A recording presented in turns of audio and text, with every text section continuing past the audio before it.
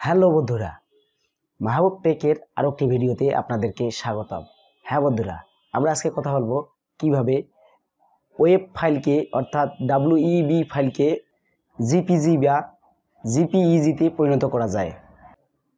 সুতরাং সময় নষ্ট না করে আমরা চলে আসি কম্পিউটার স্ক্রিনে। আর হ্যাঁ, ভিডিওটি সম্পূর্ণ দেখুন। বরাবরের মতো চলে আসলাম কম্পিউটার স্ক্রিনে। আমি আগে থেকেই ডেস্কটপে একটি ওয়েব ফাইল রেখে দিয়েছিলাম।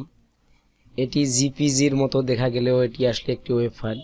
আমরা যদি একটু লক্ষ্য করি তাহলে দেখবেন এটি একটি ওয়েব ফাইল, অর্থাৎ WEBP ওয়েব ফাইল।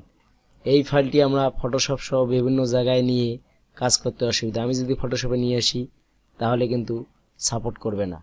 তো এই ওয়েব ফাইলকে জিপিজিতে পরিণত করতে হলে আমাদের প্রথমে একটি ব্রাউজার ওপেন করতে হবে। আমি আমার ক্রোম ব্রাউজারটি ওপেন করলাম। এরপর আমি লিখব ওয়েব টু জিপিজি লিখে সার্চ করব। সার্চ করলে আমাদের এখানে অনেকগুলো কনভার্টার চলে আসবে। আমরা যে কোনো একটি কনভার্টার ব্যবহার করে আমাদের এই ওয়েব ফাইলকে জিপিজিতে পরিণত করতে পারি।